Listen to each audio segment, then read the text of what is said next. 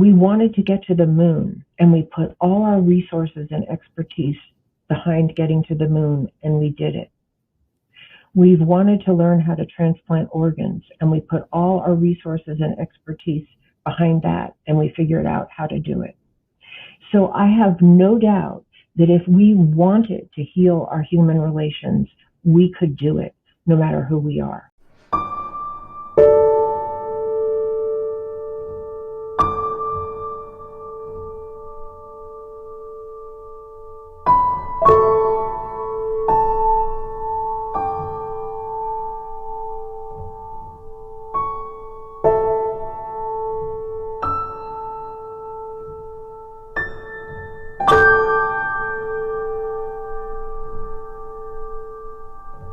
America in Therapy, Unlocking the Secrets to America's Healing and Violence Prevention, a conversation with Phyllis Levitt, author and psychotherapist, whose forthcoming book enlightens analysis and path to heal the cycle of violence she observes in the United States.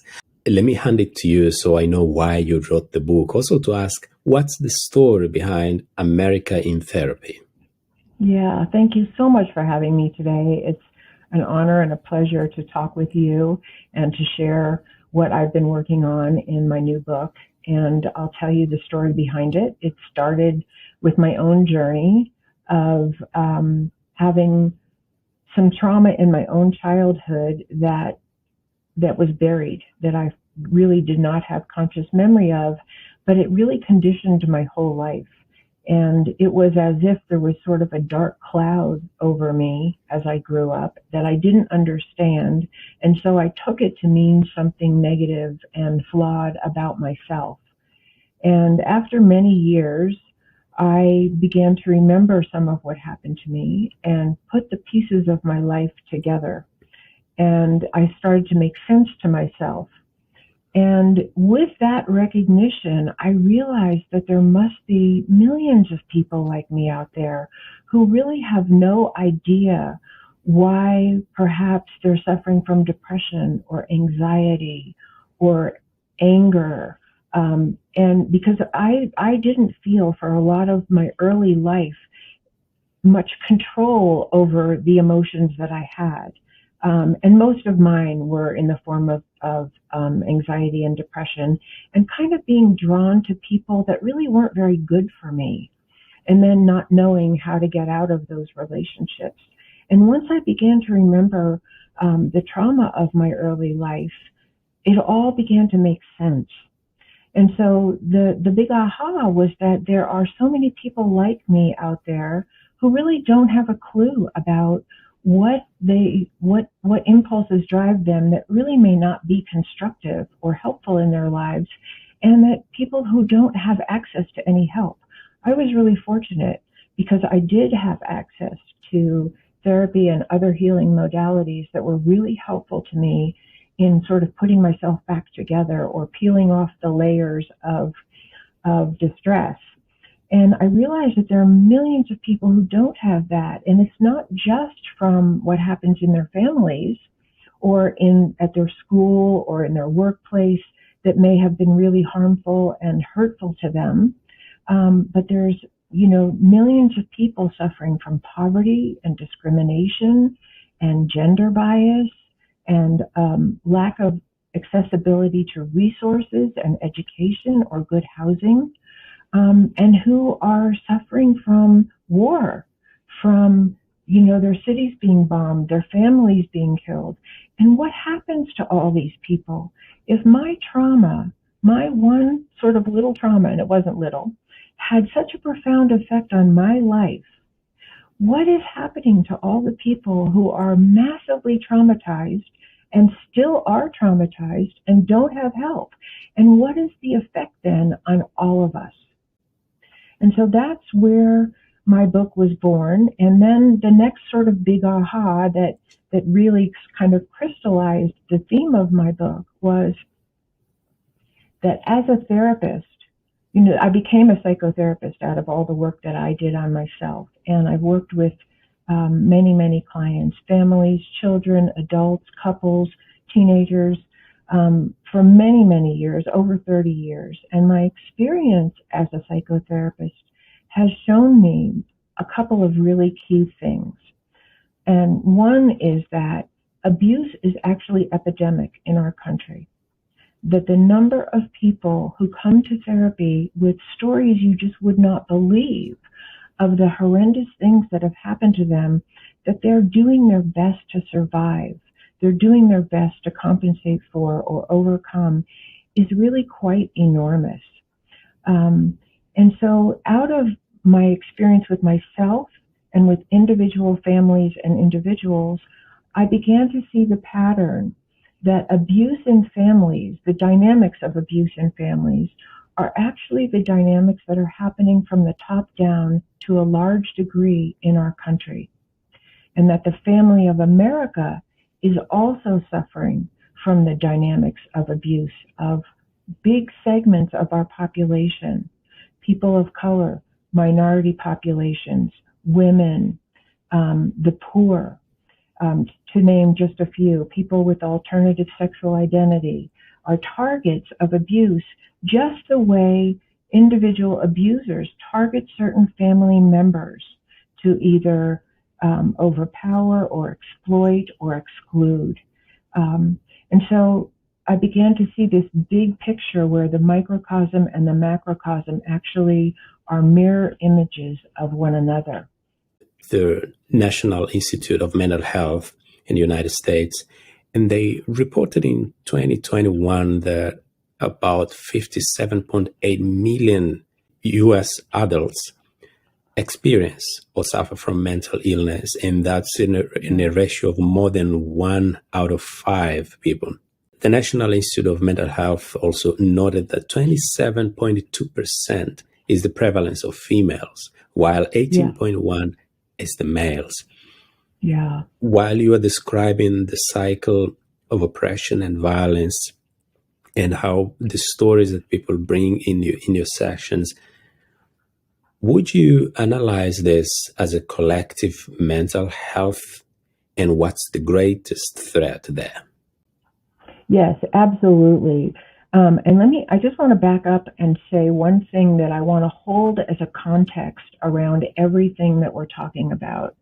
And that is that the sort of like, there's a very well-known couples therapist named Terry Real who often starts his feedback to couples by saying, I have good news for you and bad news. Which do you want first? And inevitably, people say they want the bad news first, and they want to follow it with the good news.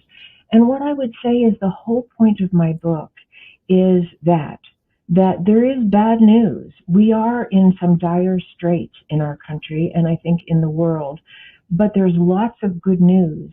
And the good news comes out of what I have shared as what I've learned and what I have to share from all my experience, both as a client and as a psychotherapist for many years, that we actually do know so much about what can help us. So I want to frame that around it. So whatever we're talking about that sounds like the bad news, and it is, there's some bad news, is kind of like when you go to a doctor and the doctor says, you need surgery. There's something here that needs to be removed. But the good news is that will be the cure, or that holds the possibility of cure. So we kind of have to have both the diagnosis and the path forward. And I think the field of psychology and what we've learned from psychotherapy holds both. And that's the point of my book. So when we're diving into the diagnosis, remember that we're moving toward what could possibly really help us heal. So I wanted to say that as the preface around your question. And what I would say is that, and I want to quote another very well-known person, because she said something that really is a framework for my book. There's a forensic psychiatrist named Dr. Bandy Lee, who I heard on a radio broadcast. And she said, she made this very profound statement, which actually lies at the heart of my book. And what she said is, fascism, she was talking about fascism in this case, She said, fascism is not an ideology. It's a mental illness. And that really is how I look at what's going on in America. We have been conditioned to believe that the divisiveness that we're experiencing and the extreme hostility that is all over the media and being played out in our government agencies and in our government, between the heads of government, the extreme hostility and the violence that's being advocated or supported is not an ideological political issue. The divisiveness that's being fueled is a sign of mental illness, of mental ill health. And I want to say this about mental illness. A lot of people think of mental illness as crazy people, or people who are out of touch with reality, or they're schizophrenic, or they have some severe diagnosis that they need to be institutionalized or heavily medicated for. And I'm not talking about mental illness on that spectrum. I'm talking about ill mental health. And the way that I try to explain that to people that I think is really accessible and understandable is that in a family system, if a parent starved one child and fed another, if they put one child out in the cold and they put the other child in a warm bed, if they sent one child to college and they turned another out of the house and said, you have to go work when you're 12, we would call them mentally unwell. And we would call their behavior criminal in some cases.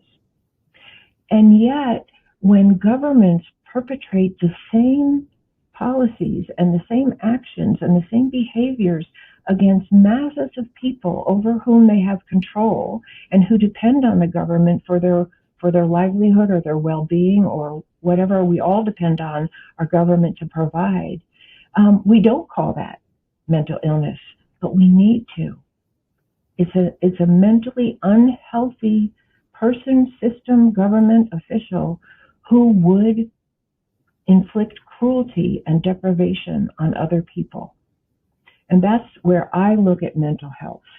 And one of the ways that I think is really powerful and important to look at our country as we look through the lens of the family and individual mental health is that none of us want these things in our own life. We don't want to be starved. We don't want to be ostracized. We don't want to be undervalued. We don't want to be attacked with weapons or killed. None of us want that. I have never worked with one person, I don't know one person who wants more hatred and violence in their life. And yet we condone these policies in our government. We vote for people who support violence against other people, who have no investment in conflict resolution, and where the name of the game is really who wins. So I want to come back to one central point about psychotherapy and all that I have to offer from that lens of looking at our country, and that is psychotherapy at its heart, psychology, healthy family dynamics, do not have a partisan agenda. There's no partisanship in psychology.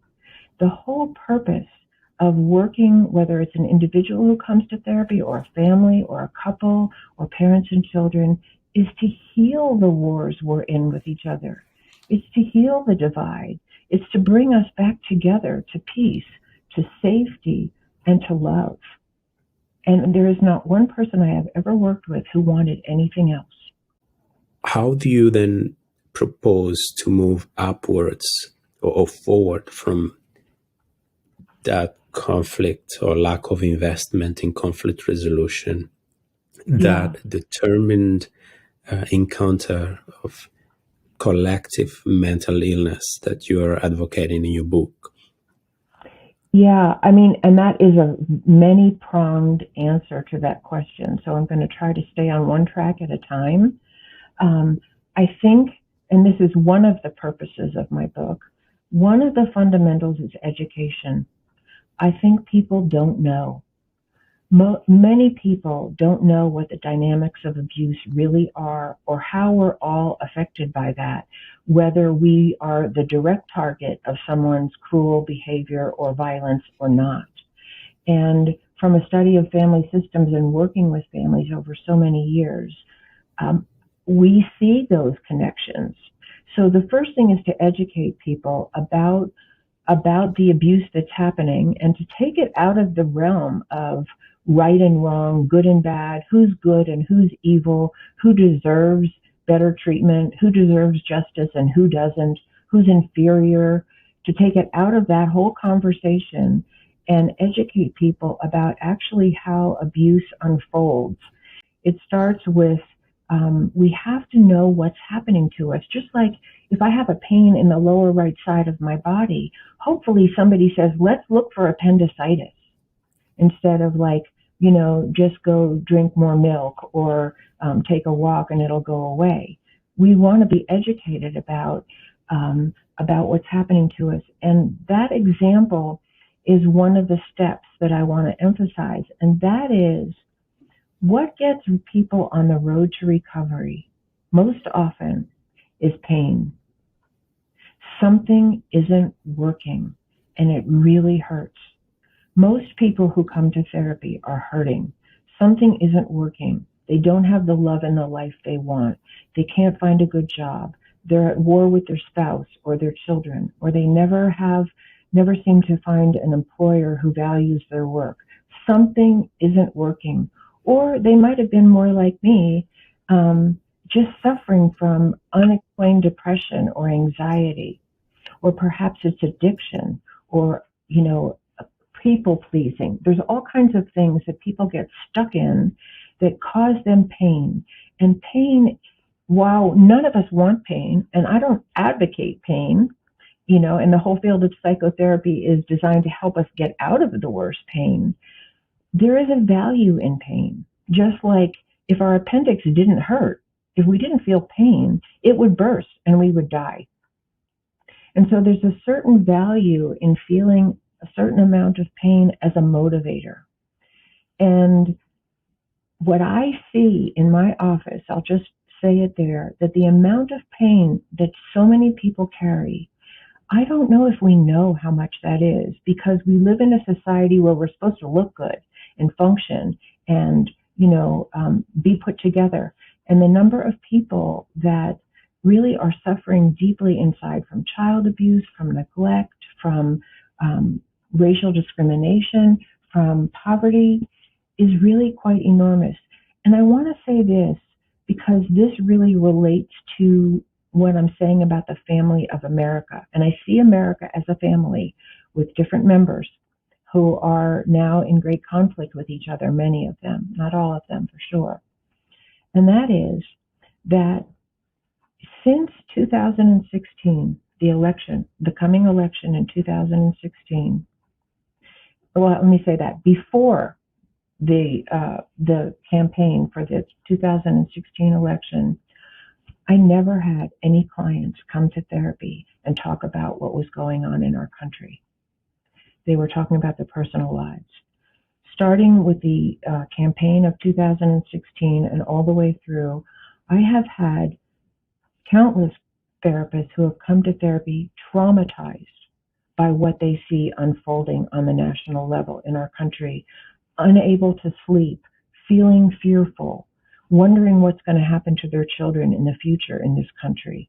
And so if we look at sort of the top down and the bottom up, there's a lot of abuse in American families and a lot of neglect.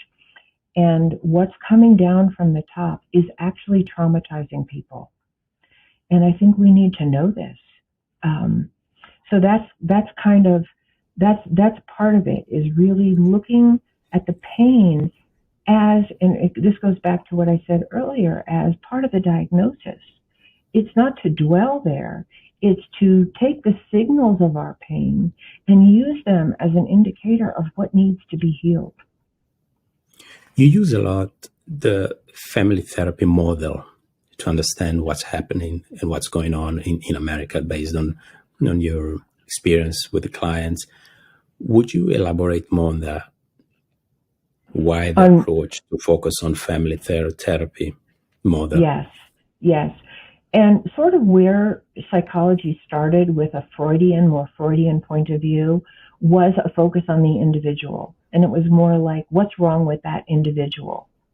And once family therapy came on the scene, we began to understand that we are very conditioned by the people that we depend on, the people that we grow up with in particular. And I'll give you a really good example that I talk about in my book.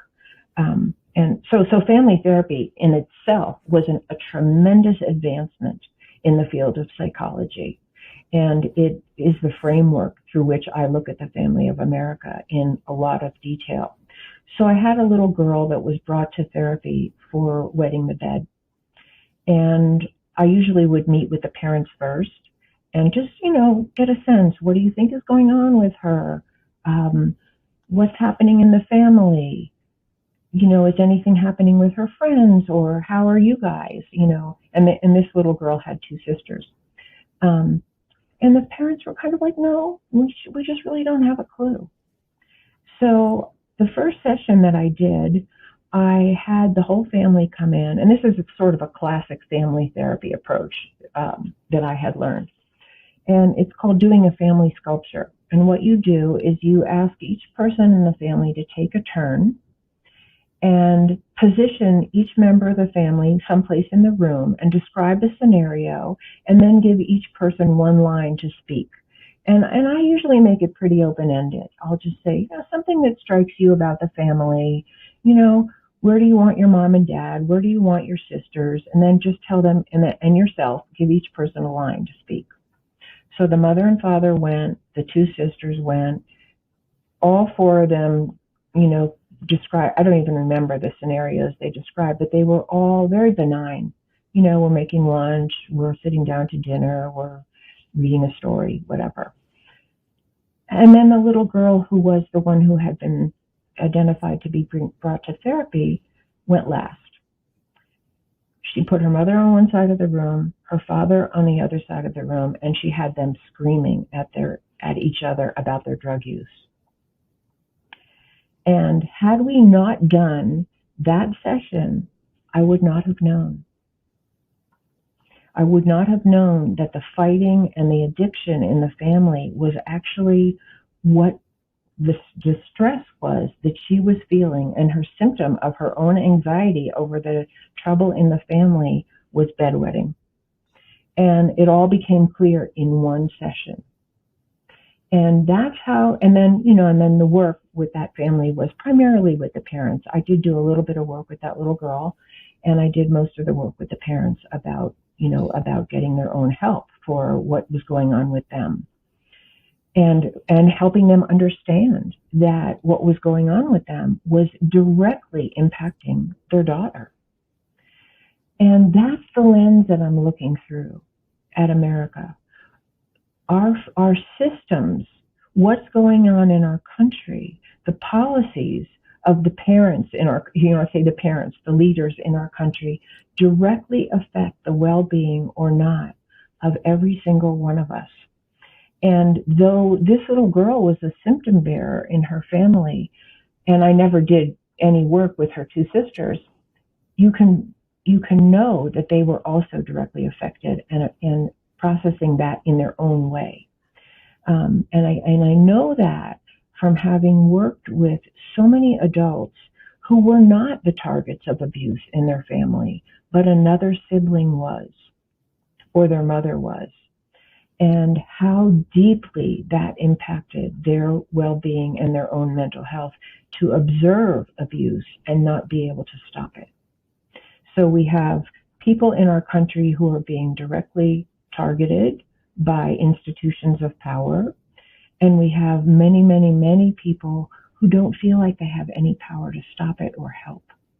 And that's, again, one of the main motivations behind my book, because there are principles that we have learned in therapy and in psychology that are the principles of repair. The cycle of abuse can be broken in an individual family.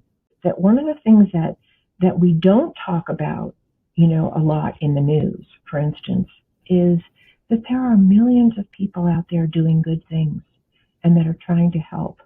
And when I was doing some of the research for my book, one of the things that I came across is statistics on volunteerism in America and on charity giving in America.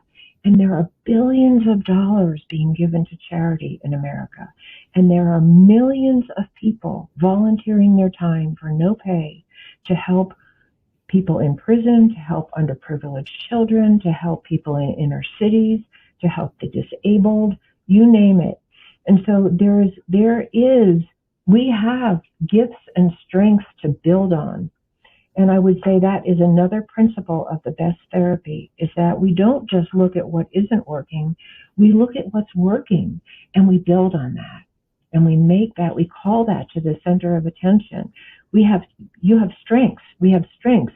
Even the most abused person that I have ever worked with, horrendous abuse you wouldn't believe happened to an individual, survived. And that strength that it took to survive is their best healing agent. And I believe we have that in America as individuals and as a country.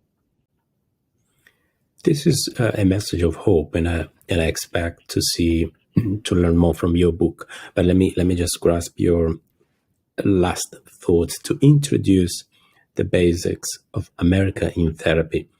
How does the model of family therapy that you want to promote to heal America and break the cycle of violence, how will it apply to different groups?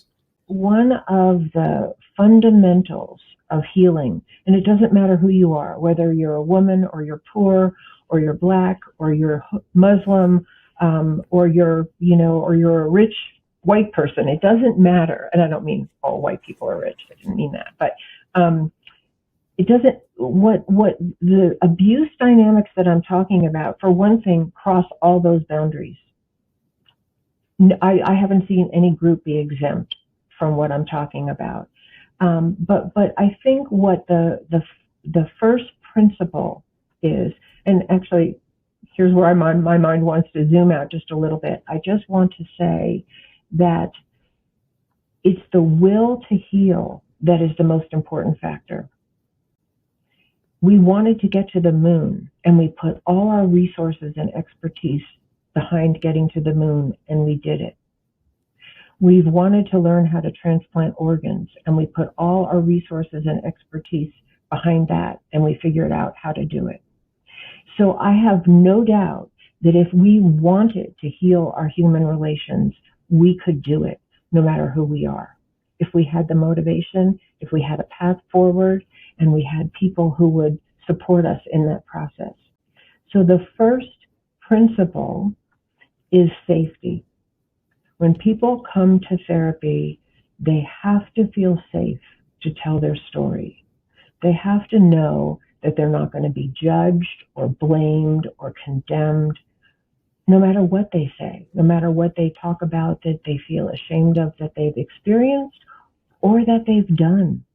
Because we're all on both sides of the spectrum somewhere.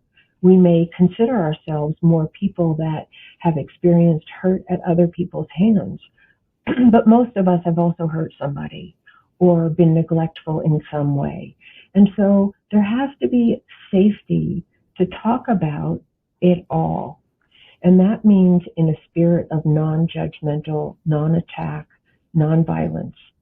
And a story that I really like to tell, and then we can mushroom off of this as we proceed, is I had the wonderful opportunity to go to a talk by a man named Craig Barnes, who was an international mediator. And he has passed away, but he lived in Santa Fe when I lived in Santa Fe, New Mexico. And I went to a talk that he gave about his mediation work on an international level. And the part of his story that really stood out to me, because it's a fundamental of therapy and good therapy, is he said he would bring these warring sides together, and obviously they agreed to come together to try to negotiate some kind of peace. And the first thing he had them do was share their pain with each other. The children they had lost, the homes that had been destroyed, the towns that had been decimated, the churches or the art that had been destroyed. And he had them share that with one another. And it built a bridge of empathy because they shared the same pain.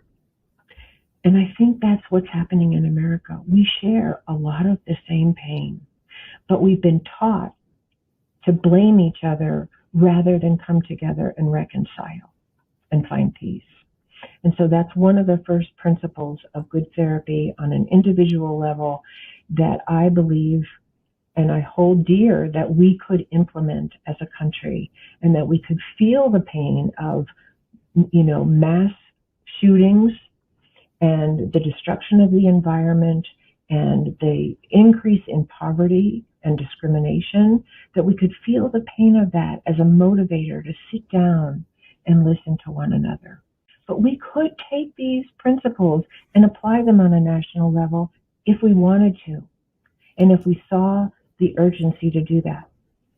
And the biggest urgency, I'll say as the last thing, the biggest urgency is that short of trying to really heal the divisiveness and the violence and the hatred and the judgment and the condemnation of one another that we are engaged in at home, we are also engaged in that nationally and internationally. And that kind of conflict and a lack of desire to resolve it is armed with nuclear weapons that could destroy all of us. And if that isn't motivation, I don't know what will be. And I hope Thank it you, is. Phyllis. Yeah. No, thank you, Phyllis. I think we introduced well your book, America in Therapy, Unlocking the Secrets to America's Healing and Violence Prevention.